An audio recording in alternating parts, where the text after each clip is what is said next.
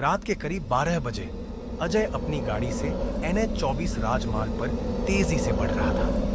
वह लखनऊ से दिल्ली लौट रहा था और चाह रहा था कि जल्द से जल्द अपने घर पहुंच जाए। चांदनी रात थी, लेकिन घना जंगल और वीरान सड़क माहौल को भयानक बना रहे थे।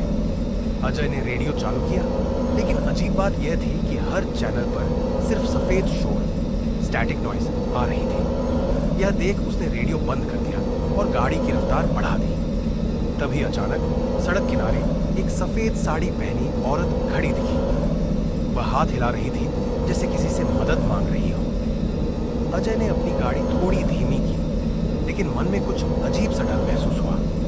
उसने सुना था कि इस हाईवे पर अजीब घटनाएं होती हैं, लेकिन वह इन बातों में यकीन नहीं करता था। जैसे ही गाड़ी उस औरत के पास पहुंची, उसने देखा कि उसका चेहरा पूरी तरह धुंधला था। डर के मारे उसने एक्सीलरेटर दबाया और तेजी से आगे बढ़ गया। लेकिन तभी कुछ अजीब हुआ। कुछ ही सेकंड बाद वही सफेद साड़ी वाली औरत गाड़ी के आगे खड़ी थी। अजय ने घबराकर ब्रेक लगाया। गाड़ी जोर से घिसटी और रुक गई। उसका दिल जोरों से धड़क रहा था। उसने कांपते हुए शीशे से बाहर झांका, लेकिन अब वहां कोई नहीं था। अजय ने खुद को संभाला और गाड़ी दोबारा स्टार्ट की, लेकिन जैसे ही उसने एक्सीलरेटर दबाया, उसे पीछे से सिसकियों की आवाज आने लगी। यह किसी औरत की रोने की आवाज थी और वह गाड़ी के अंदर से ही आ रही थी। अजय का शरीर पसीने से भीग गया। वह समझ नहीं पा रहा था कि यह सब क्या हो रहा है। उसने झटके से पीछे मुड़कर देखा, लेकिन पीछे की सीट खाली थी। फिर अचानक रियर व्यू मिरर में उसे वही औरत दिखी जो पीछे बैठी थी। वह जोर से चिल्लाया और गाड़ी से बाहर कूद पड़ा, लेकिन जैसे ही उसने पलटकर देखा, गाड़ी में कोई नहीं था। गाड़ी का इंजन खुद बंद हो चुका था। वह कांपते हुए गाड़ी के पास गया और दरवाजा खोला। अंदर कुछ भी अजीब नहीं था, लेकिन माहौल पूरी तरह भयानक और ठंडा महसूस हो रहा था।